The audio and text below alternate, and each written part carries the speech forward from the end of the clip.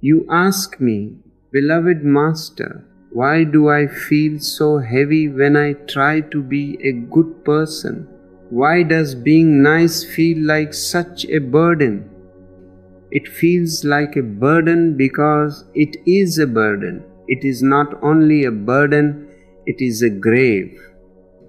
You are carrying your own corpse on your shoulders, and you are asking me why it is so heavy. You have been told for centuries that to be nice is the highest goal of life. Your parents told you, your teachers told you, your priest told you, be nice, be good, behave, but nobody told you the cost. Nobody told you that to be nice, you have to commit suicide. To be nice means you have to deny your truth. If you are angry, the nice person smiles. If you are hateful, the nice person shows love. If you are screaming inside, the nice person remains silent. You become a split personality, you become schizophrenia. On the surface, everything is clean, everything is polished, everything is plastic. But deep down, you are boiling. Deep down, there is a hell. And the heavier the lid you put on it, the nicer you try to be, the more the steam gathers inside. I do not teach you to be nice. I teach you to be alive. And life is not nice. Have you ever seen a storm? Is it nice? Have you ever seen a tiger attacking its prey? Is it nice? Have you ever seen a volcano erupting? Is it nice? No, they are not nice, but they are real. They are authentic. They are vibrant with energy. The man who is trying to be nice is slowly killing his own energy. He is afraid of his own storm. He is afraid of his own tiger. So he puts the tiger in a cage. He drugs the tiger and he stands in front of the cage with a painted smile saying, "Look, I am a saint." You are not a saint. You are simply a coward. Let it sink in deep, because it will hurt your ego. Your niceness is nothing but cowardice wrapped in beautiful paper. You are nice because you are afraid of conflict. You are nice because you are afraid of rejection. You are nice because you want the other person to say, "Look what a good man he is." It is a begging bowl. You are begging for attention. You are begging for a certificate of good conduct from the society. And the society gives you the certificate, but in exchange, it takes your soul. I have looked into the eyes of thousands of your so-called good people, your missionaries, your social workers, your bishops. I have looked into their eyes, and there is nobody home. The house is empty. They are just shells. They don't laugh because if they laugh, they might lose control. They don't cry because if they cry, the mask might slip. They walk like robots, calculated, managed. They are the walking dead. And then I look at the sinner. I look at the man whom society condemns. Perhaps he is a drunkard. Perhaps he is a thief. Perhaps he is a gambler. I am not saying that being a thief is good. Do not misunderstand me. But the thief has one quality that the bishop does not have. He is alive. He has blood in his veins, not water. He has desire. He has passion. He has the guts to go against the law. His energy is moving in the wrong direction. That is true. But at least the energy is moving. You can turn a steering wheel of a moving car and the thief can become a Buddha. It is very easy, just a turn of the wheel. But you cannot turn the steering wheel of a parked car, and the nice person is a parked car. He has applied the brakes so hard for so many years that the engine has died. So you ask me why you feel heavy? You feel heavy because you are carrying a lie. Drop it. Drop this whole idea of being good. You are not here to satisfy the expectations of others. You are not here to fulfill your mother's dream or your father's dream. You are here to blossom into your own being. And sometimes to blossom, you have to break the pavement. Sometimes to be real, you have to be bad in the eyes of the blind. The first step towards freedom is to accept that you are dangerous. Stop pretending to be a lamb. You are a lion, and a lion is not nice. A lion is majestic. Now we must look deeper into how this machinery of niceness was built in you. How did they destroy your lion? How did they turn you into a sheep? You were not born a nice person. No child is born nice. Look at a child. Have you ever seen a nice baby? It is impossible. A baby is wild force of nature. A baby is authentic. When the baby is hungry, he screams. He does not care if it is midnight. He does not care if the mother is sleeping. He does not care about the neighbors. He simply screams. He is total in his screaming. And when he is happy, he laughs. He gurgles with joy. He is not managing his face. He is not looking in the mirror. He is simply being whatever the moment demands. But then the machinery starts. The factory of the society begins its work, and the agents of this factory are your parents. I do not say they are bad people. They love you, but their love is unconscious. Because they were destroyed by their parents, now they are destroying you. It is a heritage of blindness. They start pruning you. Just like a gardener prunes a wild rose bush to make it look like a square box, the bush looks neat. It looks nice, but the bush is in agony. Because a rose bush is not meant to be a square box. The mother says, don't be angry. Anger is bad. So the child asks, what should I do with this energy coming up in me? And the mother says, swallow it, sit still, smile. So the child swallows the anger. It goes into his stomach. It goes into his blood. Then the teacher says, don't run, don't shout, sit silently. So the child kills his energy in his legs. He kills the energy in his throat. He becomes a statue. And when he becomes a statue, everybody claps. Everybody says, look, what a good boy, what a nice boy. They are clapping for your death. They are celebrating that the wild animal has been tamed. They are happy that a lion has been turned into a sheep. And the most dangerous part is you start believing them. This is the tragedy. If the child simply obeyed them but knew inside they are crazy, there would be no problem, but the child is helpless. He needs the mother's love.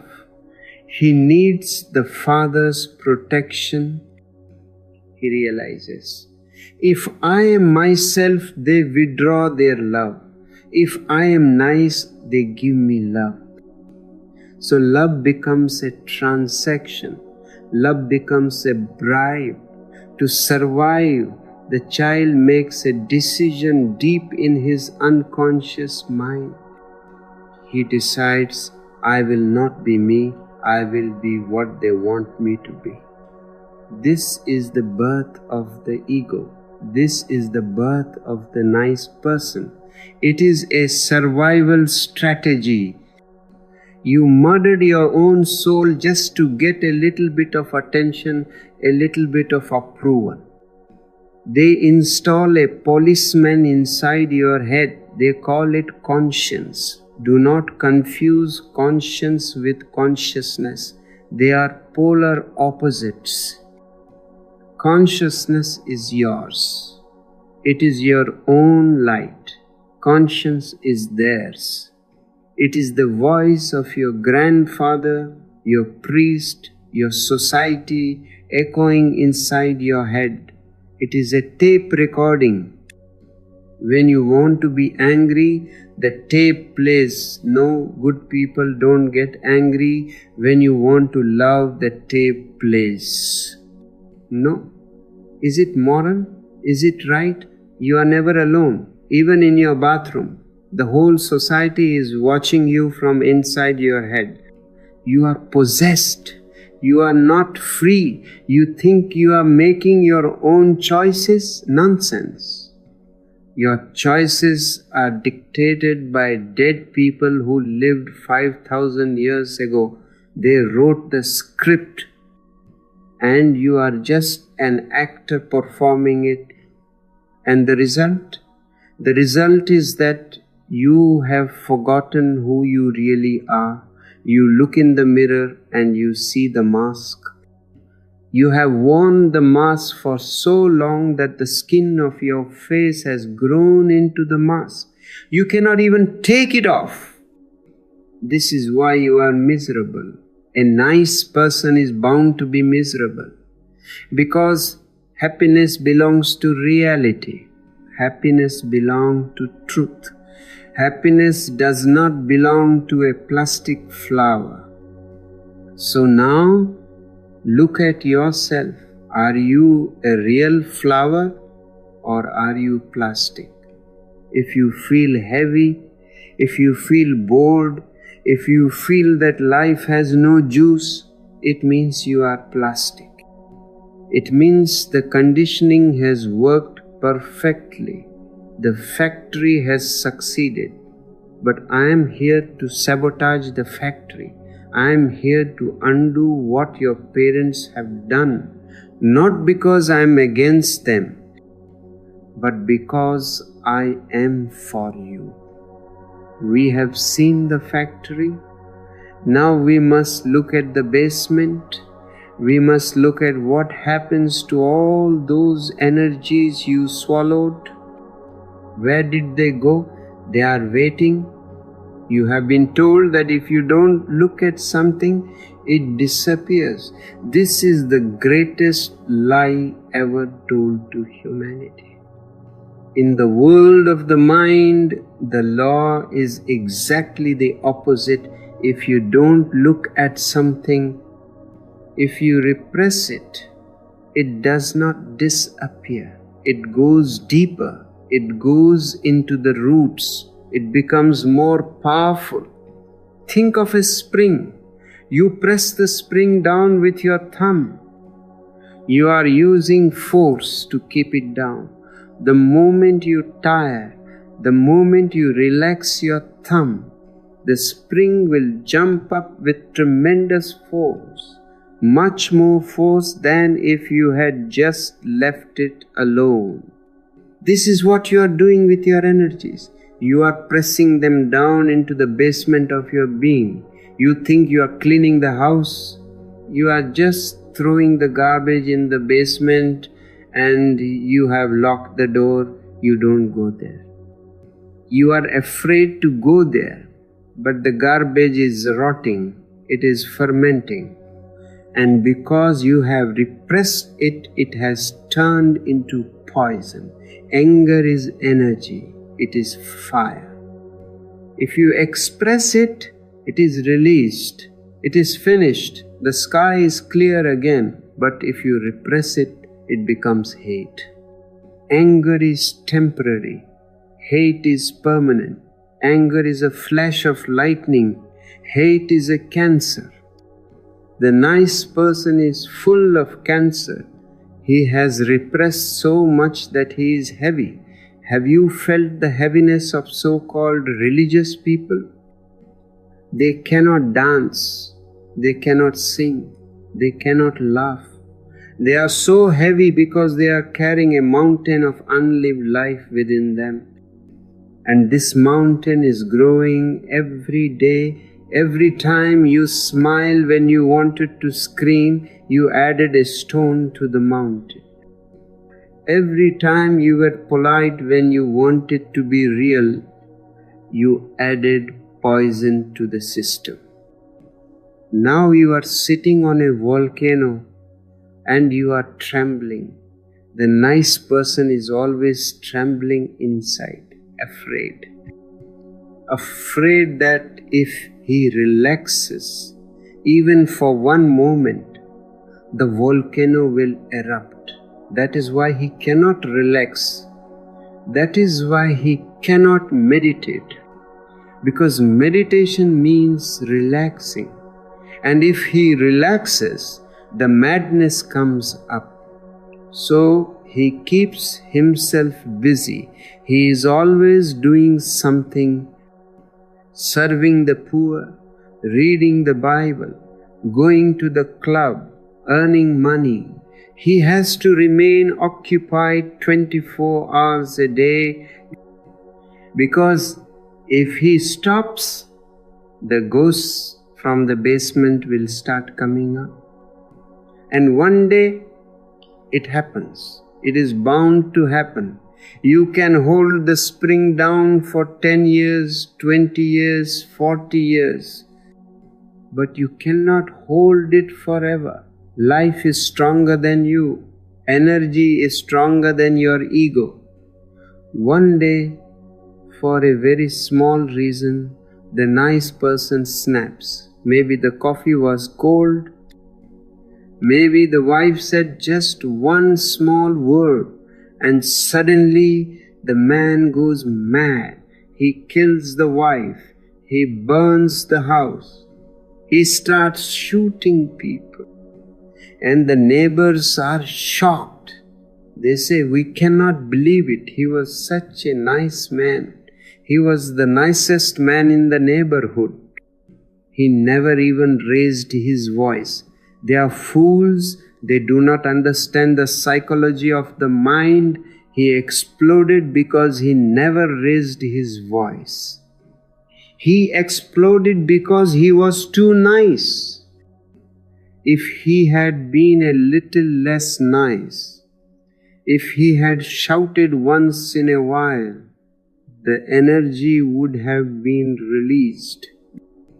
The steam would have escaped, but he hermetically sealed the container, so the explosion had to be total. This is the danger of morality. This is the danger of your civilization. It creates madmen who look like gentlemen. Look at your politicians. Look at your generals. They are all very well mannered. They wear nice suits. They speak polite language. But they are ready to drop atom bombs on millions of innocent people. How is this possible? It is possible only because they are disconnected from their own hearts. They have repressed their humanity so much that they have become machines. A machine can kill millions without feeling anything. A nice person is a machine. I want you to be a human being, not a machine. And to be a human being means to accept your animal. The animal is not bad. The animal is innocent. When a tiger is angry, it is beautiful in its anger.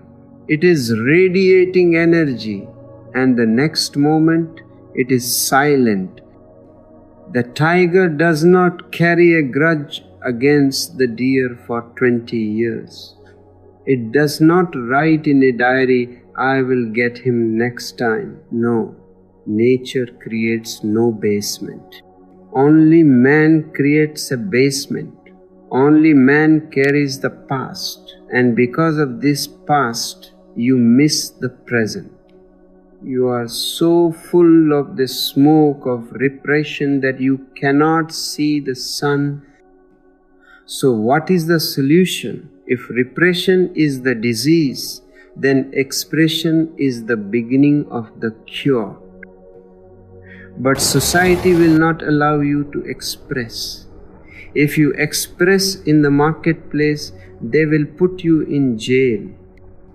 So I have devised methods, I have devised meditations just for this purpose, to let the steam out, to let the madness out, to unclog the volcano consciously. There is a beautiful ancient story. I have loved it very much. It goes like this. There was a great saint, a very famous ascetic. He was a nice man, very respected by the society. He followed all the rules. He fasted, he prayed, he woke up early in the morning. Everyone touched his feet. And exactly opposite his house lived a prostitute. She was a sinner in the eyes of the world. She was selling her body to survive. The whole town condemned her. But the saint, he was very interested in her. He was obsessed with her. Every morning he would wake up, look out the window, and see who was entering her house, and he would count. He would say to himself, "Look at this wretched woman. Another man has gone in. She is accumulating so much bad karma. She will rot in hell." And then he would look at himself and smile. He would say, "And look at me. I am praying. I am so pure. I am accumulating so much virtue. Heaven is guaranteed for me." The prostitute also looked out the window. She would see the saint praying. She would hear his bell ringing in the temple, and she would cry. Tears would roll down her cheeks. She would feel so dirty, so unworthy. She would pray to God, "Lord, I am lost. I have wasted my life in filth. But look at that holy man across the street. He is so beautiful. He is so pure. Please, if you cannot save me, at least save him. He deserves your grace." She was constantly thinking of the saint, of his prayer, of his holiness. Her heart was full of worship. And the saint, he was constantly thinking of the prostitute, of her lovers, of her body, of her sin. His mind was full of filth. One day, as death comes to everyone, death came to both of them. It happened at the same moment. The angels of death arrived, and the angels of God arrived. But a great confusion happened. The angels of God took the prostitute, and the angels of death took the saint. The saint started screaming. He said, "What is this? There has been a mistake. I am the saint. I am the nice guy. I followed all the commandments. That woman is a sinner. You have the wrong address." And the angels laughed. Angels always laugh at your stupidity. They said, "There is no mistake." We do not look at your actions. Actions are just on the surface. We look at your consciousness. You lived in the temple, but your mind was in the brothel. You were thinking only of her sins. You were full of judgment. You were full of ego. You were so happy that you were better than her. That ego is the heaviest thing in existence. It sinks you to hell. But this woman, she lived in the brothel, but her mind was in the temple. She was thinking of holiness. She was humble. She felt she was nothing. And because she felt she was nothing, she became light. She is empty of ego. And only emptiness can enter heaven. This story is not just a story. It is the reality of your life. The nice person is exactly like that saint. He is always watching others. Look at him. He is drinking alcohol. Look at her. She is wearing short clothes. Look at them. They are immoral. Why are you so concerned with others? Why are you keeping a ledger of other people's sins? I will tell you why. Because deep down, you want to do exactly what they are doing. The saint wants to go to the prostitute, but he is a coward. He is afraid of his reputation. So he satisfies his desire by watching her and by condemning her.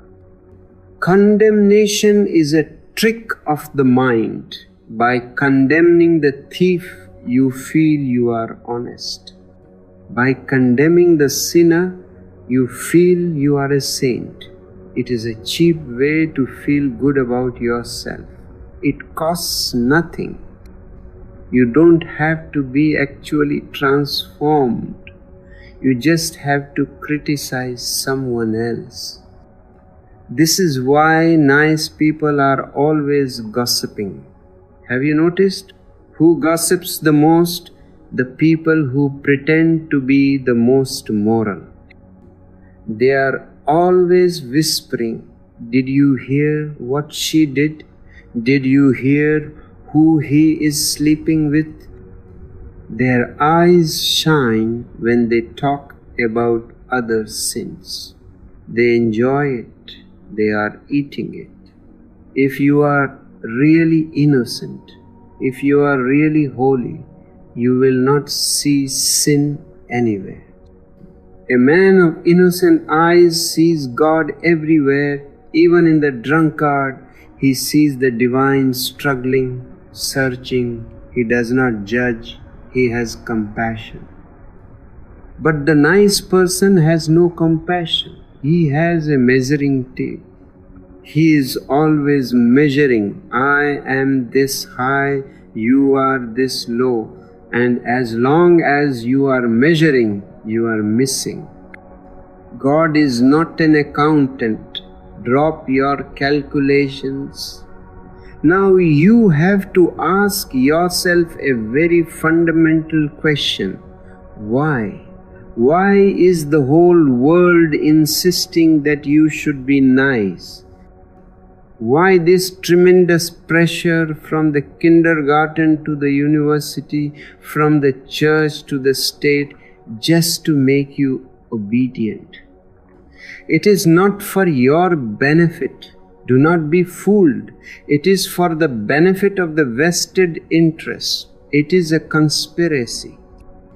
The politician, the priest, the pedagogue, this is the unholy trinity. They are in a deep conspiracy against the individual. They do not want individuals. They do not want human beings who are alive, alert, and rebellious. Because a rebellious man is dangerous to the establishment. Think about it. The politician needs soldiers. He needs people who are ready to die and ready to kill. without asking a single question. If you are a real man, if you have any intelligence, you will ask why? Why should I kill this stranger? He has done nothing to me. He is playing the flute on the other side of the border. He has a wife, he has children. Why should I shoot him? If you ask why, you are no longer a good soldier. A good soldier is a machine. He simply waits for the order. Right turn, left turn, shoot, and he shoots. To create this robot, they have to destroy your intelligence. They have to destroy your no. They have to make you so nice, so obedient that you cannot disobey authority. The priest needs you to be nice, because if you are real, you will not need the priest. You will experience God directly. You will look at the sunrise and you will dance. That is prayer. You will love a woman and you will disappear in that love. That is meditation. But if you are happy, if you are fulfilled, who will go to the temple? Who will put money in the donation box? Who will confess their sins? The priest needs you to be miserable. He needs you to be trembling with guilt. So he teaches you everything is a sin, sex is a sin, anger is a sin, joy is a sin. He cripples you, and when you are crippled, you need crutches. The priest provides the crutches. He says, "Come to me, I will save you." First they make you sick, then they sell you the medicine. It is a great business. And look at your education system. I call it the murder of the innocent. What are they doing in schools? They are not sharpening your intelligence. They are simply stuffing you with memory. They are teaching you how to compete, how to push others down, how to climb the ladder. But the most important thing they teach is conformity. Fit in, do not stand out. If you stand out, you will be punished. If you repeat the textbook like a parrot, you will be rewarded. You will get a gold medal. A gold medal for what? For vomiting. You swallow the information, you vomit it on the exam paper, and you become a master of arts. You have not become a master of anything. You have become a slave. Society is afraid of the individual because the individual is unpredictable. You cannot control a Jesus. You cannot control a Socrates. You cannot control a Buddha. They live by their own light. They do not follow the crowd. The crowd hates them. The crowd wants to destroy them because their very presence is an insult to the crowd. When a Buddha walks by, suddenly you feel you are asleep. When a free man walks by, suddenly you feel your chains.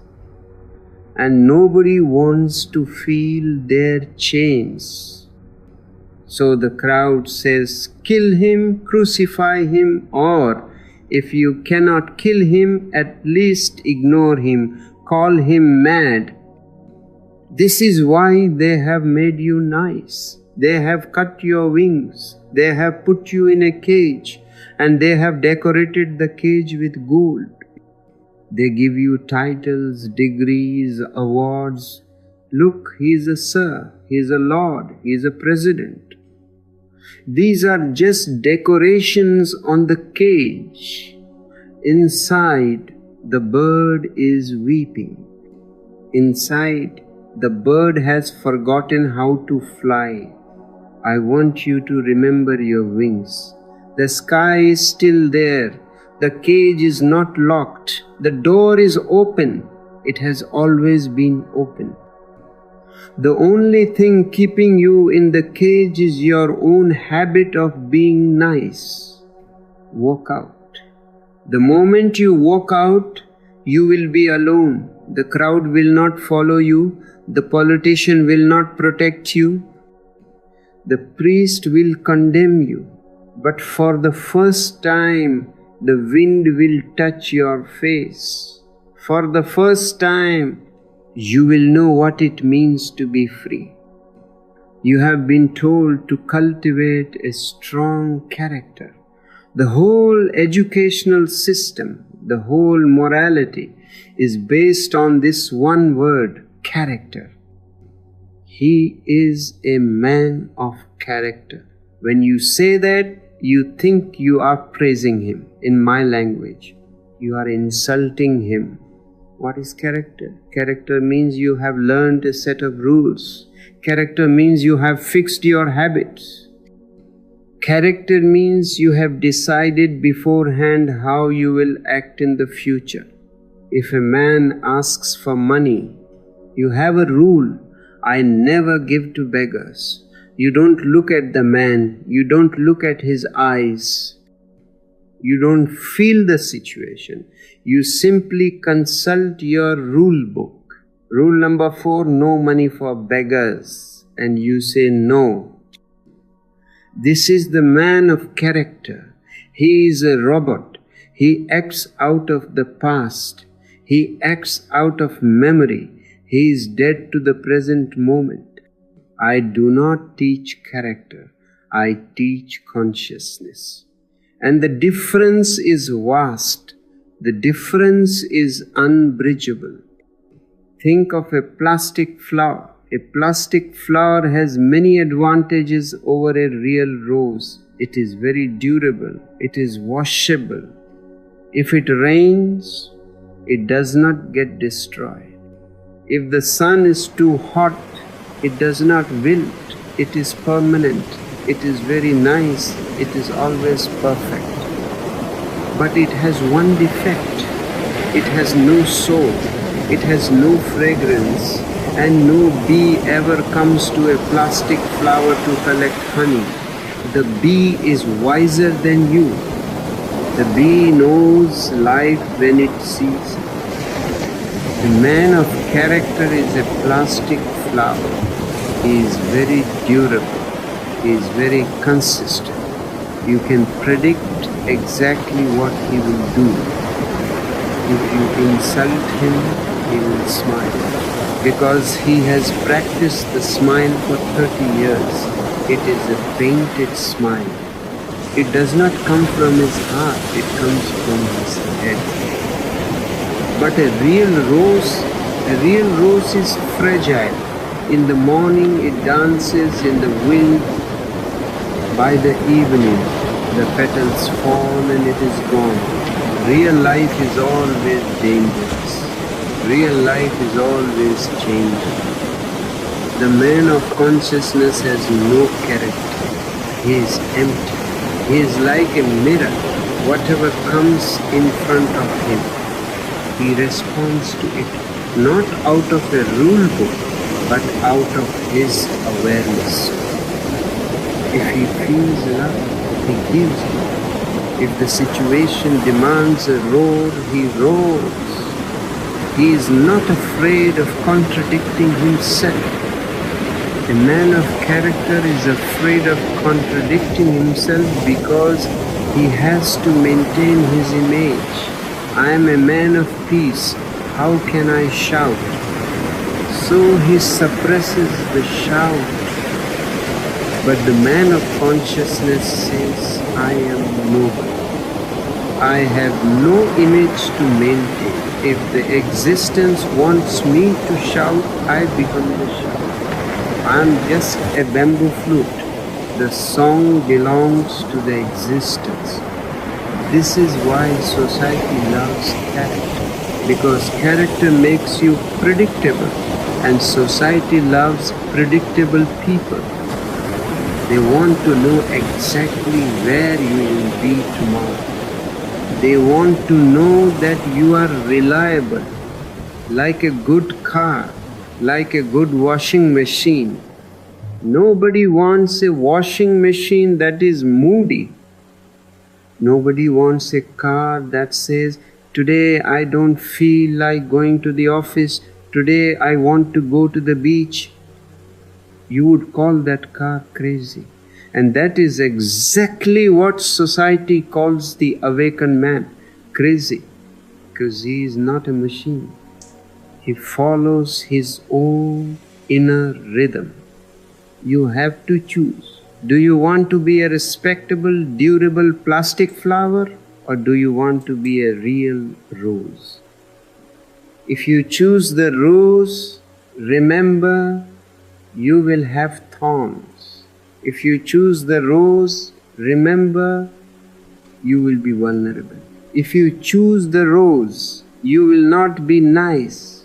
Sometimes you will prick people, but that pricking is real. And even the pain given by a real person is better than the smile given by a false person. Because the pain wakes you up. The false smile just puts you to sleep. Drop your character. It is just an armor you are wearing to protect yourself from life.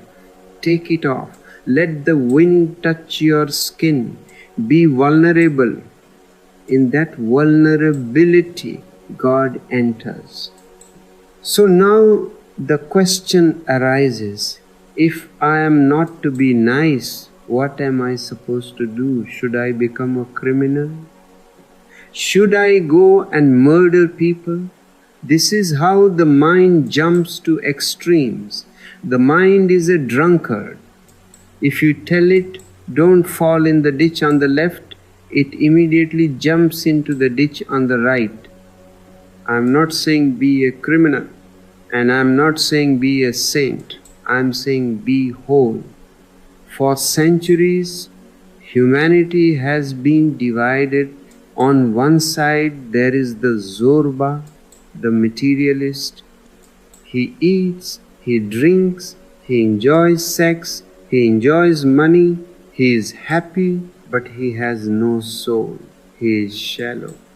When death comes, he trembles because he knows nothing beyond the body. On the other side, there is the Buddha, the spiritualist. He meditates, he closes his eyes, he runs away to the Himalayas. He has a soul, but he is poor, he is starving. He has rejected the beautiful world that existence has created. He is half alive.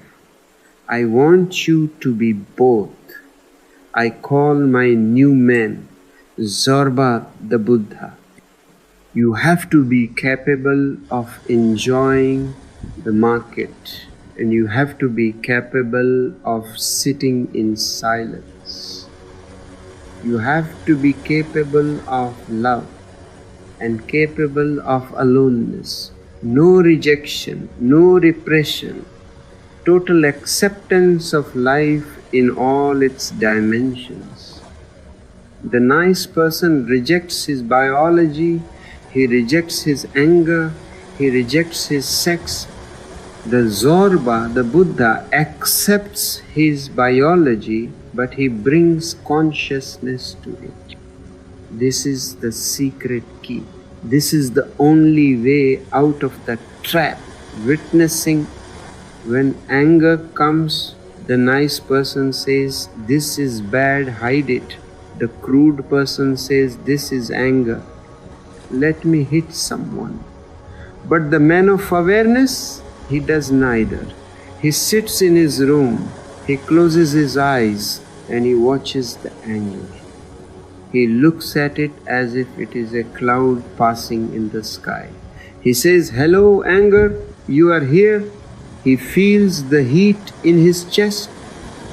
He feels the blood boiling, but he remains separate. He is the watcher on the hill, and the anger is just the traffic on the road. If you can watch your anger without judging it as bad, a miracle happens. Because you are not feeding it. and you are not fighting it. It slowly dissolves, it evaporates, and the energy that was trapped in the anger is released. It becomes pure vitality. It becomes sharpness of intelligence. This is the alchemy of the rebel. He transforms poison into medicine, not by being nice, but by being aware. When you stop trying to be nice, you become authentic. And an authentic man is capable of a different kind of compassion. It is not the polite compassion of the missionary. It is the roaring compassion of a lion. Remember Jesus? He was not a nice man. He entered the temple of Jerusalem with a whip in his hand. He overturned the tables of the money changers. He was angry, but his anger was not out of hate. It was out of love. He was destroying the lies to save the truth. A nice person cannot do that. A nice person would have said, "Excuse me, Mr. Money Changer, would you mind leaving?" And nothing would have changed. Sometimes you need a whip. Sometimes love has to be fierce. But to be fierce, you need guts. You need the courage to be unpopular. The nice person sells his soul for popularity. The rebel risks everything for truth. I am inviting you to be a rebel. Enjoy the world. Wear beautiful clothes. Eat good food. Live in a comfortable house. Don't be a beggar. But don't get lost in it. Remain the witness. Remain the master.